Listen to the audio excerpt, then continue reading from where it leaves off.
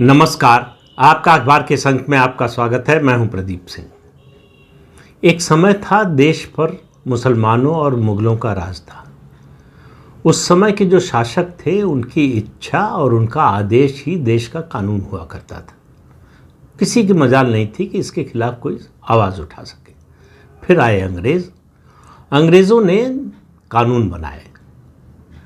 बहुत से लोगों को लगा कि जो है वो देश को सुधारना चाहते हैं, भारत को सुधारना चाहते हैं। ऐसे लोगों की अपने देश में आज भी कमी नहीं है जो अंग्रेज़ों की प्रशंसा करके फूले नहीं समाते। अंग्रेज़ों ने कानून बनाया इसलिए नहीं कि भारत के लोगों को उनके अधिकार मिल सके, उनके मौलिक अधिकारों की रक्षा हो सके।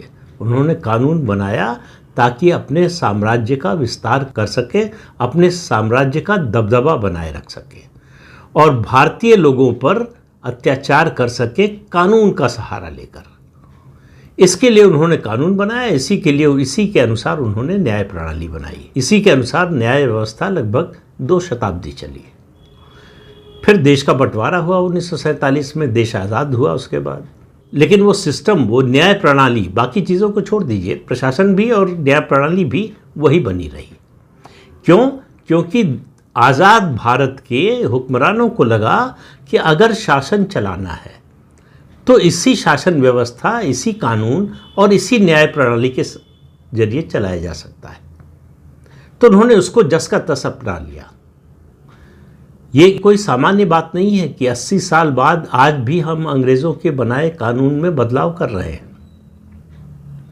लगभग 78-79 साल बाद सीआरपीसी और आईपीसी अंग्रेज़ों की बनाई हुई खत्म की गई है। भारतीय न्याय संहिता बनी है। कानून बन जाने से न्याय नहीं मिल जाता। न्याय देती हैं अदालतें और अदालतों में बैठते हैं न्यायाधीश। जब तक उनकी मानसिकता नहीं बदलती तब तक आप कानून में कोई भी परिवर्तन कर लीजिए, उससे कोई बहुत बड़ा लाभ नहीं होता। कहने के लिए, दिखाने के लिए लाभ होता है कि इस तरह का कानून बना है। और भारत के लोगों को, खास तौर से मैं गरीब लोगों की बात कर रहा हूं भारत के, उनको न्याय मिलना इस न्याय व्यवस्था में अपवाद है और उनको सजा मिलना इस न्याय व्यवस्था का नियम है। तो इस देश में कानून चाहे अंग्रेज़ों का बनाया हुआ हो और चाहे भारत के लोगों का बनाया हुआ हो, ये कानून बना है इस देश में जो रसूख वाले हैं, बड़े लोग हैं, पैसे वाले हैं, प्रभाव वाले हैं, उनके लिए, या फिर दूसरे लोग जिनका प्रभाव नहीं है, रसूख नहीं है, लेकिन वो महंगे और प्रभावशाली वकीलों को हायर कर सकते हैं, उनकी सर्विसेज ले सकते हैं। उनके पक्ष में ये कानून काम करता है। ये वकील तय करते हैं कि न्याय किस तरह से मिलेगा और किसको मिलेगा। कानून नहीं, आप कोई भी कानून बना लीजिए, और ज़्यादातर मामलों में जज भी नहीं तय करते कि किसको न्याय मिलेगा किसको नहीं। ये वकील तय करवाते हैं, इनके अनुसार तय होता है। वरना क्या कारण है कि रात के 2 बजे देश की सर्वोच्च अदालत का दरवाज़ा एक आतंकवादी की फांसी की सज़ा, जिसको सुप्रीम कोर्ट ने ही फांसी दी है और राष्ट्रपति ने जिसको राहत देने से मना कर दिया है, उसकी फांसी रुकवाने के लिए सुप्रीम कोर्ट का दरवाज़ा आधी रात को खुलता है। एक एनजीओ की प्रमुख की गिरफ्तारी पर रोक, जिसकी गिरफ्तारी का आदेश हाई कोर्ट से दिया जाता है, फ़ोन पर उसकी गिरफ्तारी पर रोक लग जाती है छुट्टी के दिन जब अदालत नहीं बैठी होती है तब। ये कोई अनहोनी घटनाएं नहीं है, ये सामान्य घटनाएं।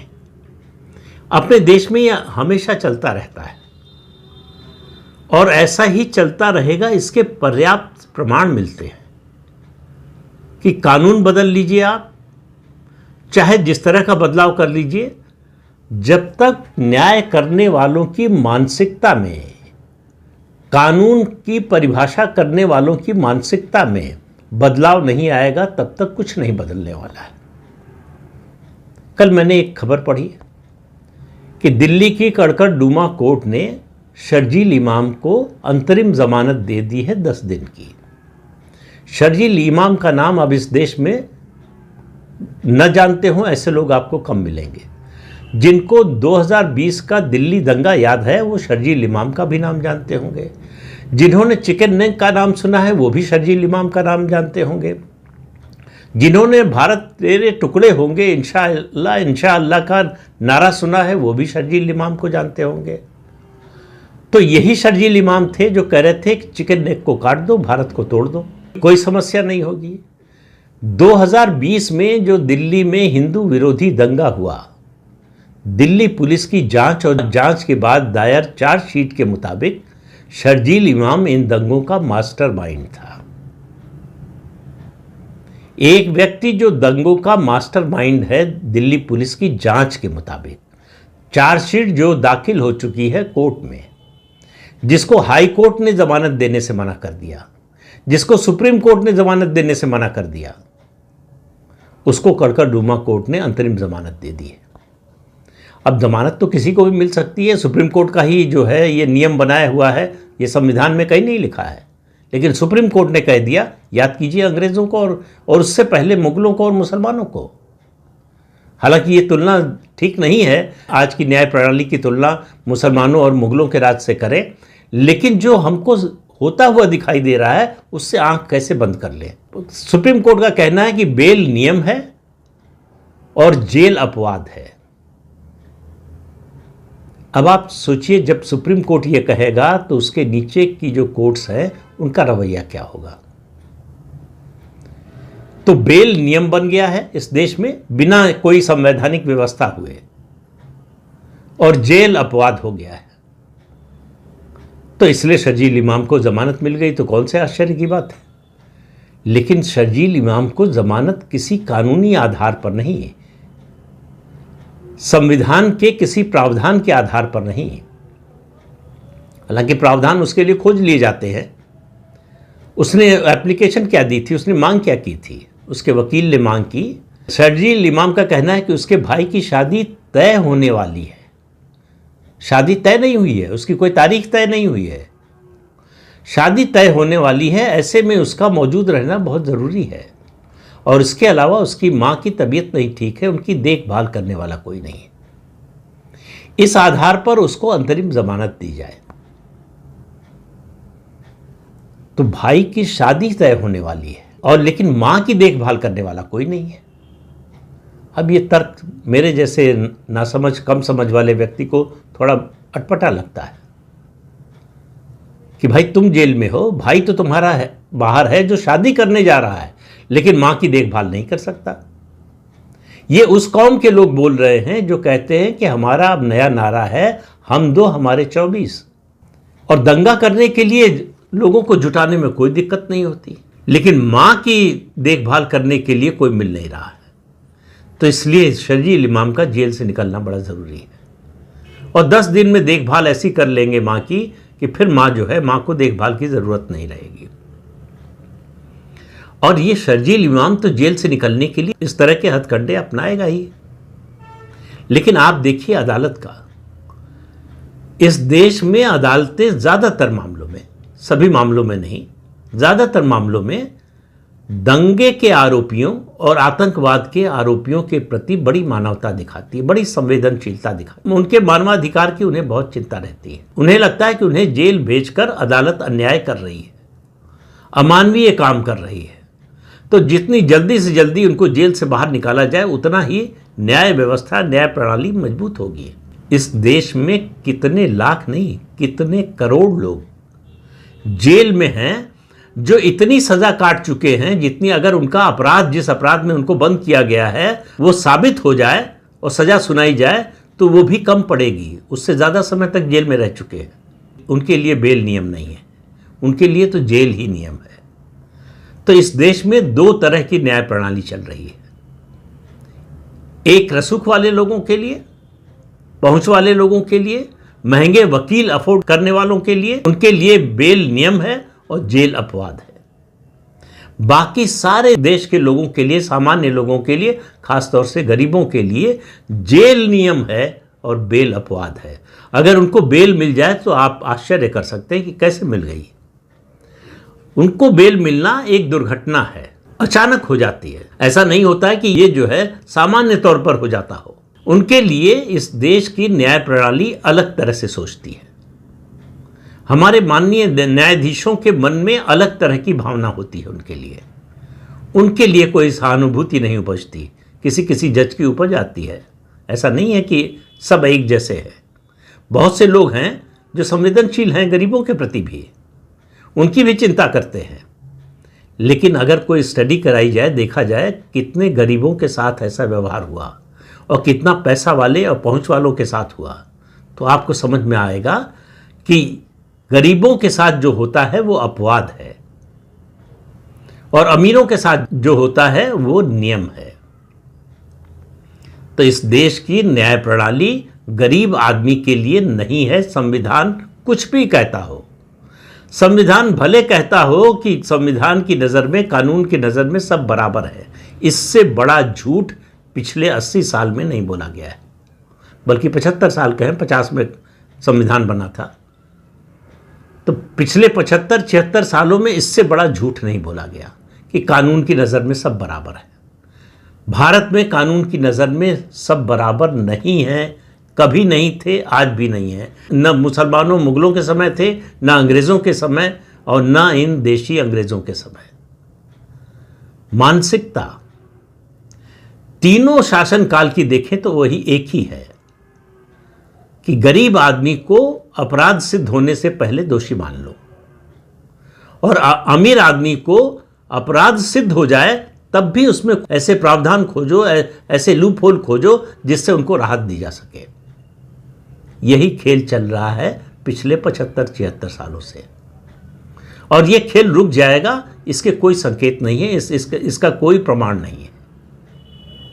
तो शर्जील इमाम को बेल 10 दिन की इसलिए मिलेगी 20 मार्च से 30 मार्च तक कि वो अपने भाई की शादी तय करा सके और मां की देखभाल कर सके, क्योंकि इस देश में अस्पताल तो है नहीं और शर्जील इमाम का कोई परिवार नहीं है, उनके कोई रिश्तेदार नहीं है जो उनकी मां की देखभाल कर सके। तो जज महोदय यही पता कर लेते, उन्हीं की अदालत में कितने ऐसे केस हैं जिनमें लोग बंद हैं जेलों में और उनकी मां का, उनके परिवार का, उनके छोटे बच्चों की देखभाल करने वाला कोई नहीं है। लेकिन वो लोग शर्जील इमाम नहीं है। ये सुविधा शर्जील इमाम जैसे लोगों को मिलती है। तो जिन लोगों को इस देश में ये गलतफहमी है कि कानून और संविधान की नज़र में सब बराबर है, वो अपनी गलतफहमी दूर कर लें। और इस बात का एहसास हमारी अदालतें समय समय पर बार बार कराती रहती हैं। हम ही लोग मूर्ख हैं जो इस भुलावे में रहते हैं कि नहीं सब बराबर है। इससे बड़ा झूठ इस देश में आज़ादी के बाद तो कम से कम नहीं ही बोला गया है। और गरीब आदमी को ये मान लेना चाहिए, बल्कि मैं कहता हूँ कोई मान कर चलता है। वो जानता है कि अदालत से उसे न्याय नहीं मिलेगा, फिर भी जैसे रेगिस्तान में प्यासा आदमी होता है, जानता है कि रेगिस्तान में पानी नहीं मिलेगा या मिलेगा तो बड़ा मुश्किल है, लगभग असंभव है, लेकिन फिर भी पानी की तलाश में रहता है। वैसे ही इस देश का गरीब आदमी न्याय की तलाश में रहता है कि शायद मिल जाए। घर बिक जाता है, थोड़ी बहुत ज़मीन जायदाद होती है वो बिक जाता है, 2-2, 3-3 पीढ़ियाँ खप जाती हैं, न्याय नहीं मिलता। न्याय किसको मिलता है? आधी रात को दरवाज़ा किसके लिए सुप्रीम कोर्ट, हाई कोर्ट का खुल जाता है? जो पहुंच वाले हैं, रसूख वाले हैं, पैसे वाले हैं। तो इस देश में न्याय किसको मिलेगा सबसे पहले तय करते हैं बड़े वकील, फिर उसके बाद जज, उसके बाद कानून का नंबर आता है। उनको राहत देने के लिए कानून के प्रावधान खोजे जाते हैं, कानून का इंटरप्रिटेशन इस तरह से किया जाता है कि उनको राहत दी जा सके। लेकिन जैसे गरीब आदमी का मामला आता है, स्पिरिट कानून की, संविधान की अलग हो जाती है। केवल लेटर देखा जाता है कि भाई ये कानून में लिखा है, ये तुमने किया है, तुमको सजा मिलेगी। तो देश की न्याय प्रणाली जब तक नहीं बदलेगी, इस देश के आम आदमी की, गरीब आदमी की स्थिति नहीं बदलेगी। उसका विश्वास देश की न्याय प्रणाली से उठ गया है। एक लंबे समय तक देश के गरीबों को बड़ा विश्वास था देश की सर्वोच्च अदालत से, वो भी खत्म हो रहा है, बल्कि हो ही गया है। अब सर्वोच्च अदालत की ओर भी वो उम्मीद की नज़र से नहीं देखते, बल्कि उनके लिए तो जैसे राजा महाराजाओं के किले थे और उनके दरवाजे उनके लिए नहीं खुलते थे, उसी तरह से सर्वोच्च अदालत के दरवाजे गरीब आदमी के लिए नहीं खुल सकते।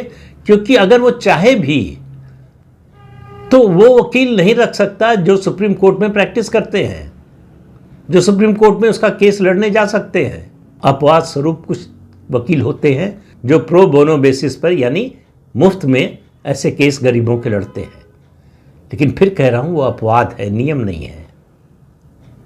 तो इस देश में गरीब को न्याय मिलना अपवाद है, और इस देश में दंगे और आतंकवाद के आरोपियों को जमानत मिलना या न्याय मिलना ये नियम है। ये मानकर आप चलिए तो आपको कभी निराशा नहीं होगी, क्योंकि इस निराशा का सबसे बड़ा कारण होता है अपेक्षा। ये अपेक्षा छोड़ दीजिए अदालत से, न्याय व्यवस्था से, प्रशासन से, आपकी आधी से ज़्यादा समस्याएं और आपका दुख कम हो जाएगा। तो शर्जील इमाम को जमानत मिलना ये संदेश है जो दंगा करना चाहते हैं, जो दंगों के मास्टरमाइंड होते हैं, उनके लिए कि कुछ दिन जेल में रहना पड़ेगा ज़्यादा से ज़्यादा, उससे ज़्यादा कुछ नहीं। अगर बरी जब तक नहीं होते तब तक जमानत मिलती रहेगी। अभी तो भाई की शादी तय होनी है, भाई की शादी जब तय हो जाएगी तो फिर जमानत का आधार बन जाएगा। भला बताइए, दिल्ली पुलिस कहते रहे कि वो दंगों का मास्टरमाइंड है, लेकिन दंगों का मास्टरमाइंड है तो अपने भाई की शादी में नहीं जाएगा? ये कैसे हो सकता है? हमारी अदालत तो ऐसा बर्दाश्त नहीं कर सकती है, ऐसा अन्याय नहीं कर सकती। तो उसको भाई की शादी में जाने का तो अधिकार है ही, संविधान अधिकार देता है भाई। तो जज साहब कैसे रोक लेंगे, अदालत कैसे रोक लेगी? तो इत्मीनान रखिए, शर्जील इमाम को अभी फिर जमानत मिलेगी, अंतरिम जमानत। पूर्ण जमानत मिलेगी नहीं मिलेगी उसके बारे में मैं कोई भविष्यवाणी नहीं करना चाहता, लेकिन अगली अंतरिम जमानत का आधार बन गया है। अगर शादी तय कराने के लिए अंतरिम जमानत मिल सकती है तो शादी में शामिल होने के लिए क्यों नहीं मिल सकती? तो देखिए अपने देश की न्याय प्रणाली, अपने देश की न्याय व्यवस्था, और इस पर आंसू बहाइए। इससे ज़्यादा आपके अधिकार में कुछ नहीं है। तो इस अंक में इतना ही। अगले अंक में फिर मिलेंगे किसी नए मुद्दे के साथ। तब तक के लिए अनुमति दीजिए। आपसे अनुरोध है कि चैनल देखिए, शेयर कीजिए, लाइक कीजिए और सब्सक्राइब जरूर कीजिए। नमस्कार।